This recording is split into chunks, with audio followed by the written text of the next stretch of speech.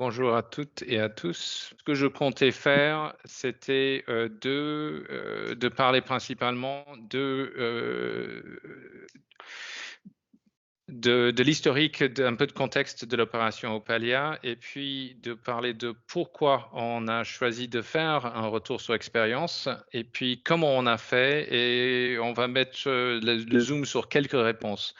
Heu, Quand on parle de pourquoi, je vais demander à Aurélie, Blottière d'Artelia Bâtiments Durables d'expliquer ce qu'elle fait, pour développer un outil, d'enquête, avec son équipe. Voilà, donc je commence tout de suite avec l'introduction du projet. Oui, on est bien à Paris, on est dans le 13e arrondissement, on est en 2011-2012. Il y a un concours lancé dans le cadre du développement du ZAC Joseph Bédier par la CEMAPA. Il y a deux parcelles qui sont ouvertes pour les concours promoteurs. Vous voyez en bas de l'écran à gauche Bédier Ouest, où ils attendaient 20 000 mètres carrés, et puis notre petite parcelle sur la droite où vous voyez l'immeuble, un peu en vert, qui pouvait prendre 6 000 mètres carrés de surface de plancher. Donc on était le petit lot. Le premier lot a été gagné par nos voisins ici, c'était Paradis Bosvitar, et lors de leur concours, mais l'opération allait sortir en traditionnel. Et nous, on a répondu quelques mois plus tard pour notre concours un projet en bois. Donc, concours promoteur, comme je viens de dire. L'autre promoteur, c'était Bulens. À l'époque, il y avait Dominique Alba qui était membre du jury pour le concours et qui nous a posé la question après notre présentation. Vous proposez un bâtiment en bois, elle se retourne vers le promoteur et elle dit directement au promoteur, si vous vous engagez à faire ce projet en bois, c'est ce projet qu'on le souhaite. Donc c'était, pour revenir un tout petit peu aux différentes démarches des EPA, etc., c'était une intention, on sentait bien, de la part de la CEMAPA, de la ville de Paris, de pousser pour le bois, pour les solutions biosourcées, mais c'était pas au stade d'être prescriptif dans leur démarche. Mais on sentait bien que c'était ce qu'ils voulaient. On pensait que c'était perdu parce qu'on pensait absolument que le promoteur ne pouvait pas s'engager sur le fait que le bâtiment pouvait sortir en bois. Notre grande surprise, elle a dit oui. Donc il a pris des risques assez colossaux.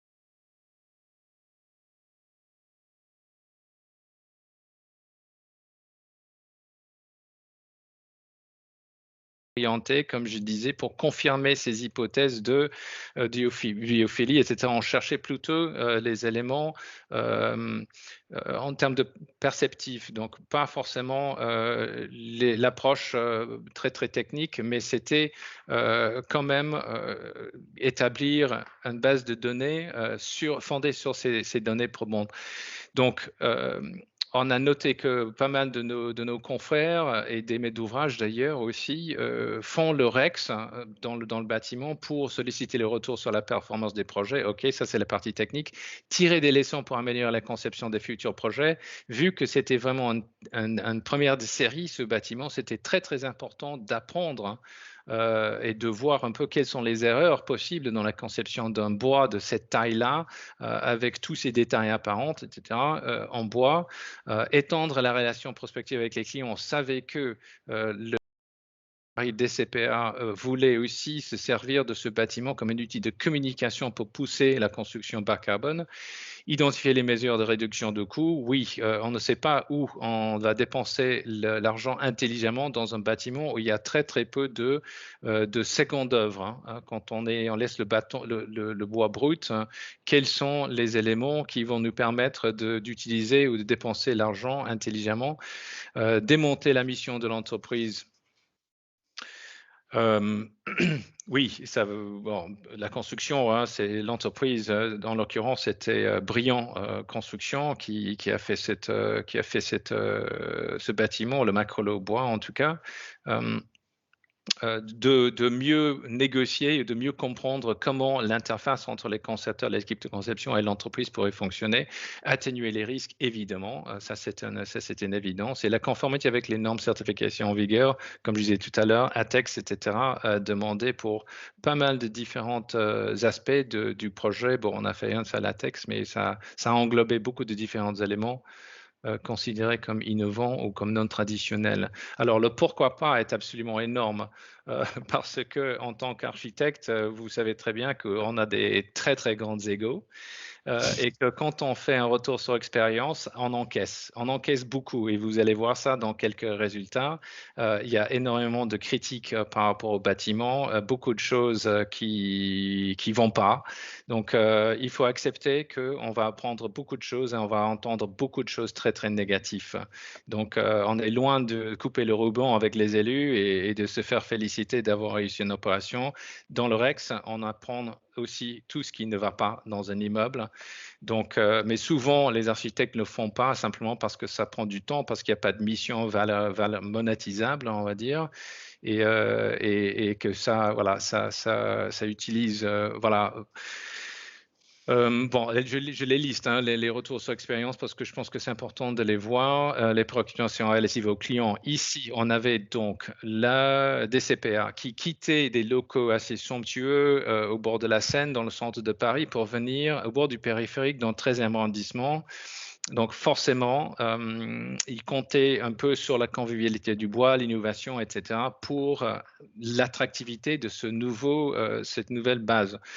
Important peut-être à retenir aujourd'hui en temps de crise sanitaire, parce qu'on a besoin aussi de remotiver les différents utilisateurs de revenir dans les bureaux, parce que voilà, on fait un grand campus pour Engie et je sais que Engie compte aussi beaucoup sur la présence du bois, la construction bois pour réattirer leurs équipes post-confinement et voilà, post-Covid. Donc, ça nous semble tout à fait pertinent d'aujourd'hui. La responsabilité du concepteur du client, ben forcément, ça va de soi. Manque de demande ou d'intérêt de la part du client et difficulté à lui communiquer les valeurs. Ben, ça, c'est clair que forcément, l'architecte parle beaucoup de ses intentions, mais il n'a pas forcément les résultats qu'il attend quand il livre l'opération.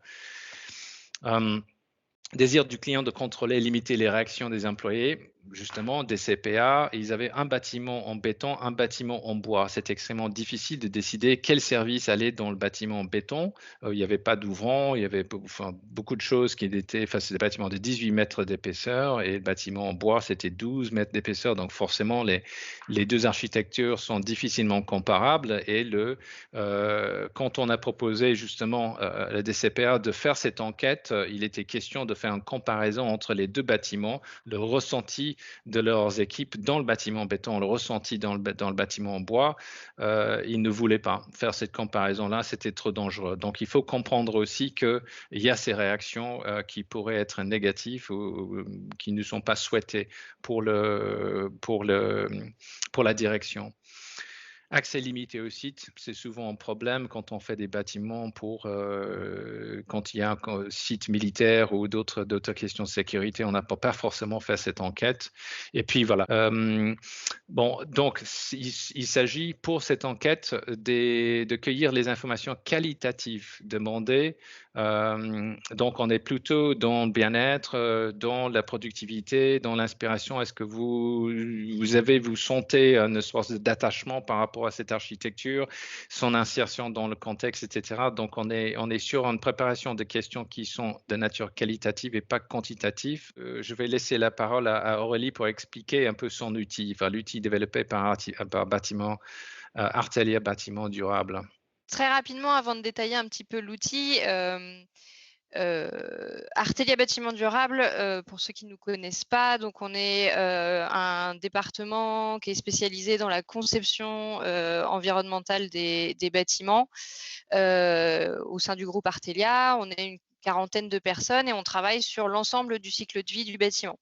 Donc moi, je m'occupe plus spécifiquement de tout ce qui est justement conception bas carbone notamment et économie circulaire sur les ouvrages. On travaille notamment sur le campus bois à Nanterre d'Arboretum développé par WO2 et BNP. Donc voilà, on a toujours eu beaucoup d'intérêt à la construction bois. Et ici, en fait, on travaille avec Steven sur d'autres opérations. Et là, il m'avait parlé effectivement de cette sollicitation de comment est-ce qu'on pouvait essayer de apprécier le ressenti des occupants dans un bâtiment en bois pour voir si on pouvait dégager justement des tendances et si le bois pouvait être valorisé en termes pour ses qualités au niveau des occupants. Il se trouve que du coup, chez Bâtiment Durable, on a un pôle qui est spécialisé dans l'exploitation durable des bâtiments et donc son cœur de métier, entre autres, c'est l'amélioration continue des ouvrages. Et dans ce cadre-là, ils ont été amenés à développer en fait des outils, des formulaires en fait pour faire des enquêtes de satisfaction auprès des occupants. Donc c'est des enquêtes qu'on réalise depuis plusieurs années et que alors il y a longtemps on pouvait les faire par papier, puis au fur et à mesure on a développé des outils.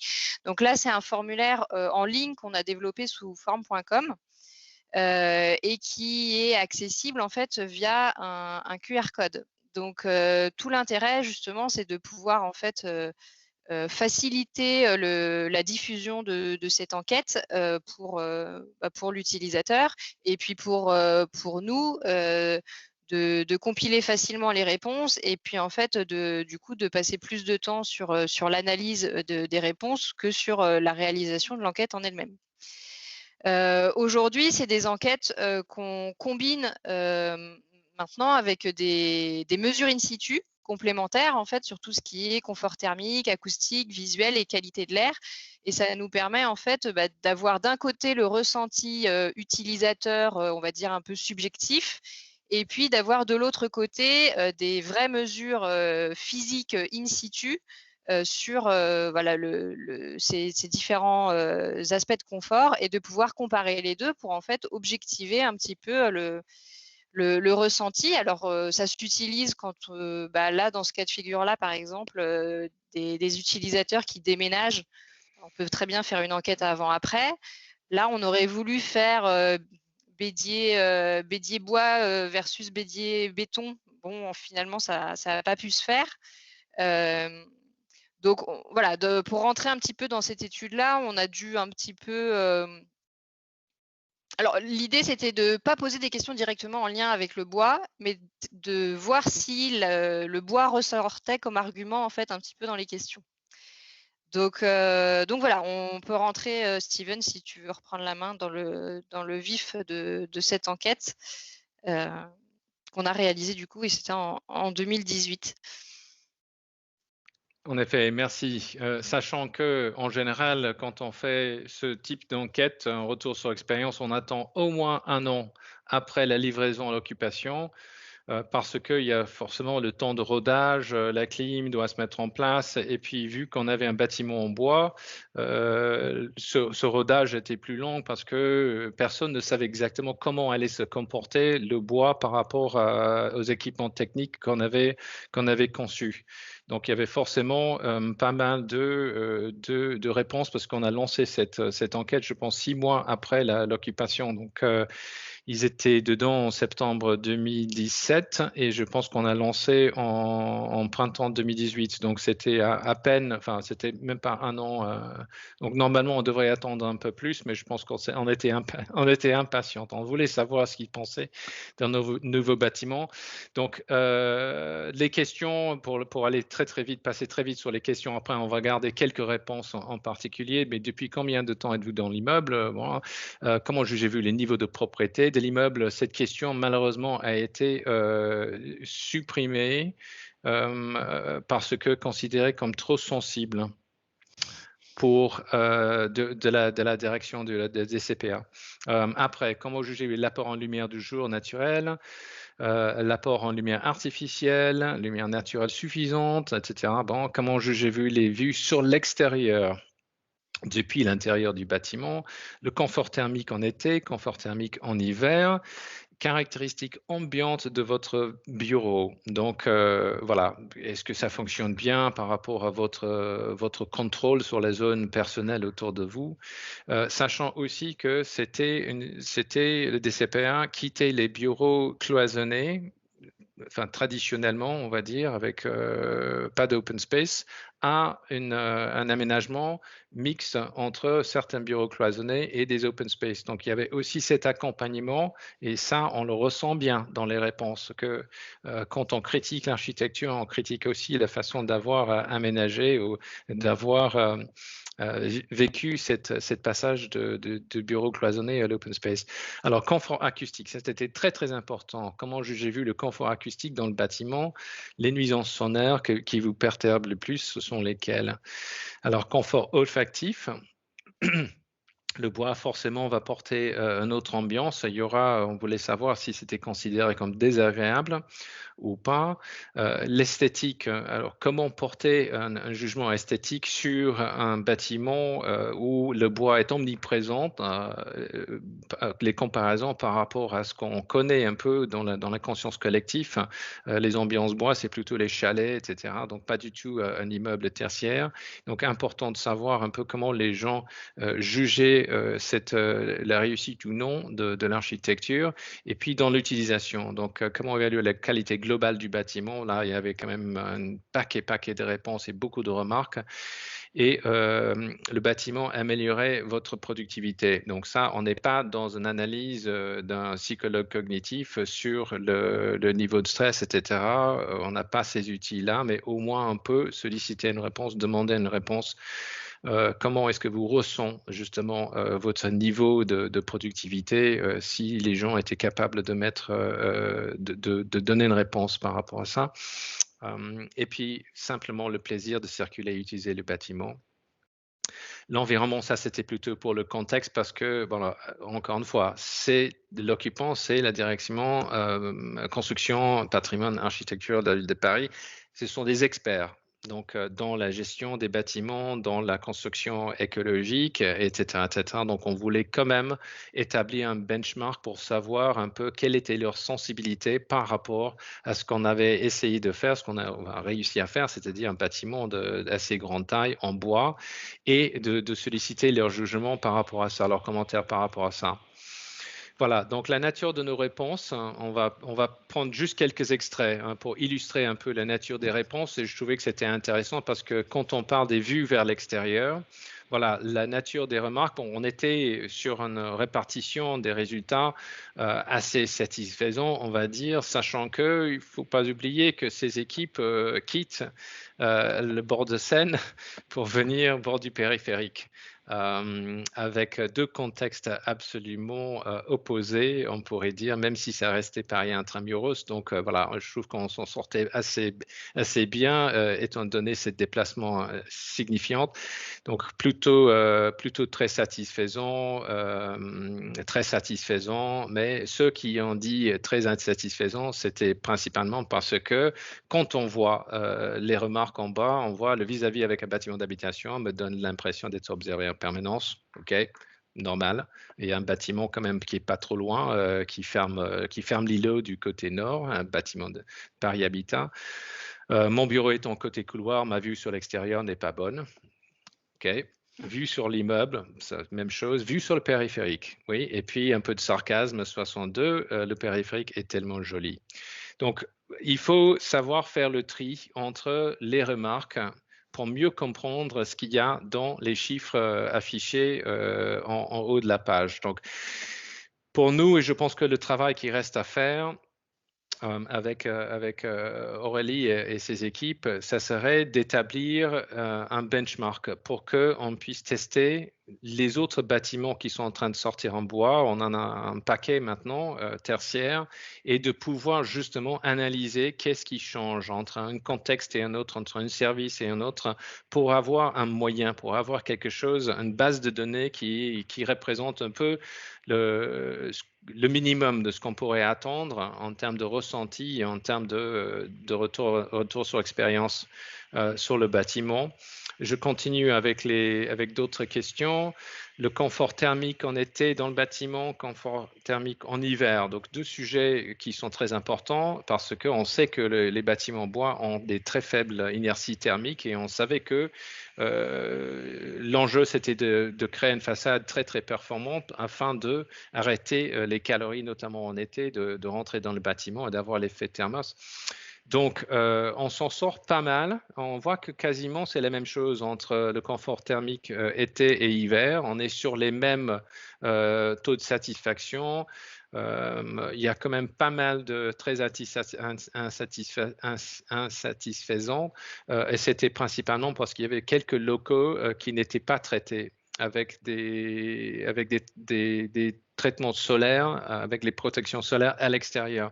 Pour les bureaux côté sud-ouest et sud-est, où il y avait le double pot, avec justement la protection solaire dans la cavité du double pot, ça allait, mais par contre, il y avait un retour du bâtiment qui avait une exposition est, sud-ouest, enfin, Est, pardon, oui, et qui souffrait de ces problèmes. Et puis, il y avait justement, comme j'avais évoqué tout à l'heure, le rodage des systèmes de clim qui n'étaient pas en place. Donc, on comprenait justement ces réservations par rapport à ça. Mais vu que ça fait partie des critiques des bâtiments en bois et les sensibilités des bâtiments en bois, c'était important d'avoir ce ressenti, même avant la période de parfait achèvement. Le confort acoustique, aussi très, très important. Je pense que plutôt satisfaisant, c'était au-delà de ce qu'on attendait, sachant que beaucoup de personnes parlent de bois comme incapable de traiter ces questions acoustiques sans le rajout de béton. On était sur du CLT, plenum, faux plancher, moquette, pas de béton. Et donc déjà d'arriver, selon les calculs, au-delà de ce qu'on attendait, c'était très, très important.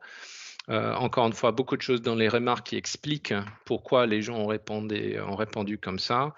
Et voilà, donc on voit un peu plus de détails. Les bruits provenant de l'extérieur, c'était principalement le périphérique qui était considéré comme une nuisance.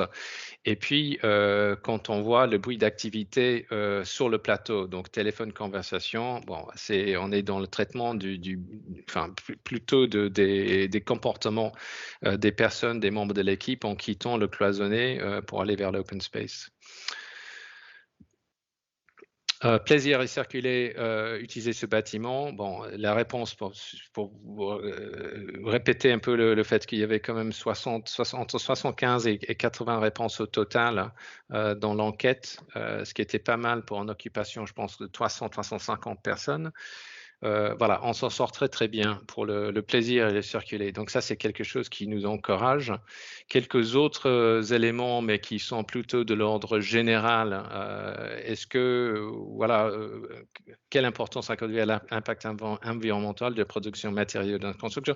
Ils étaient principalement sur un gros œuvre, l'affichage du gros œuvre en bois. Les éléments de seconde œuvre étaient du classique, donc placo, etc., et les cloisons amovibles classiques aussi. Donc il y avait beaucoup de critiques portées par rapport à ça. Pourquoi vous n'êtes pas allé plus loin dans les démarches biosourcées? Et puis dans le respect de l'environnement, voilà, on s'en sortait pas mal aussi, d'accord, un peu d'accord. Donc pour des experts dans le bâtiment écologique, on se sentait assez à l'aise avec ces taux de réponse. Hop. Et puis, voilà, pour vous donner une idée, à la fin de chaque question, il y avait des remarques. Donc, énormément de remarques. Vous n'allez pas pouvoir les lire, mais il y a un peu tout.